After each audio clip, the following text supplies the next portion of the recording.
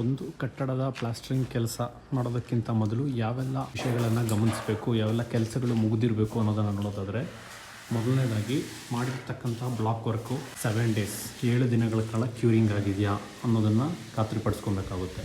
ಎರಡನೇದಾಗಿ electrical works ಎಲ್ಲೆಲ್ಲಿ ನಿಮಗೆ ಬೇಕಾಗಿರುತ್ತೋ ಅವಶ್ಯಕತೆ ಇದ್ದ ಜಾಗಗಳಲ್ಲಿ ಎಲೆಕ್ಟ್ರಿಕಲ್ ವರ್ಕ್ ಸರಿಯಾಗಿ ನಡೆದಿದೆಯಾ, ನೀವು ಅಂದುಕೊಂಡಂತೆ ಎಲೆಕ್ಟ್ರಿಕಲ್ ಪಾಯಿಂಟ್ಸ್ ಆಗಿರ್ಬೋದು, ಪೈಪ್ಲೈನ್ಸ್ ಆಗಿರ್ಬೋದು ಸರಿಯಾಗಿ ರನ್ ಆಗಿದೆಯಾ ಅನ್ನೋದನ್ನು ಖಾತ್ರಿಪಡಿಸ್ಕೊಬೇಕು.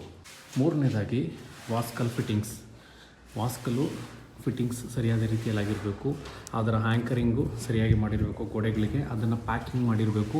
ಆ ಒಂದು ಪ್ಯಾಕಿಂಗು ಕೂಡ ನಿಮಗೆ ಒಂದು 7 ದಿನಗಳ ಕಾಲ ಕ್ಯೂರಿಂಗ್ ಆಗಿರಬೇಕು. ಸೊ ಈ ಕೆಲಸಗಳು ಸರಿಯಾಗಿ ನಡೆದಿದೆಯಾ ಅನ್ನೋದನ್ನು ದೃಢಪಡಿಸ್ಕೊಬೇಕಾಗುತ್ತೆ. 4ನೇ ಕೆಲಸ ನೀವು ಮಾಡಬೇಕಾಗಿರ್ತಕ್ಕಂಥದ್ದು ಮೆಶ್ಶು.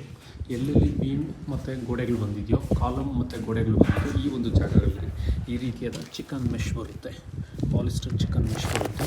ಈ ರೀತಿಯಾದ ಚಿಕನ್ ಮೆಷನ್ನು ಬಳಸ್ಕೊಂಡು ಈ ರೀತಿ ನೀವು ಚಿಕನ್ ಮೆಷನ್ನು ಅಪ್ಲೈ ಮಾಡಬೇಕಾಗುತ್ತೆ. ಯಾಕಂದರೆ ಇದು ಕಾಂಟ್ರಾಕ್ಷನ್ ಎಕ್ಸ್ಪ್ಯಾನ್ಷನ್ ಆದಾಗ ಯಾವುದೇ ರೀತಿಯಾದ ಕ್ರ್ಯಾಕ್ಸ್ ಬರದೇ ಇರೋ ರೀತಿ ತಡೆಯೋದಕ್ಕೆ ಸಹಾಯಕಾರಿಯಾಗುತ್ತೆ. 5ನೇದು ನೀವು ಮಾಡಬೇಕಾಗಿರ್ತಕ್ಕಂಥದ್ದು ಈ ರೀತಿ ಹ್ಯಾಕಿಂಗ್. ಕಾಂಕ್ರೀಟ್ ಸರ್ಫೇಸ್ ಎಲ್ಲೆಲ್ಲಿದೆಯೋ ಅಲ್ಲೆಲ್ಲ ಈ ರೀತಿ ಹ್ಯಾಕಿಂಗ್ ನಡೆದಿದೆಯಾ. ಸೀಲಿಂಗಲ್ಲಿ ನೀವು ಈ ರೀತಿ ಚಾಪೆ ಹಾಕಿಲ್ಲ ಅಂತ ಹೇಳಿದ್ರೆ ಹ್ಯಾಕಿಂಗ್ ಮೇಲೆಗಡೆ ಸೀಲಿಂಗಲ್ಲಿ ಕಂಪ್ಲೀಟ್ ಆಗಿದೆಯಾ. ಸೊ ಇದನ್ನು ನೀವು ದೃಢಪಡಿಸ್ಕೊಬೇಕಾಗುತ್ತೆ.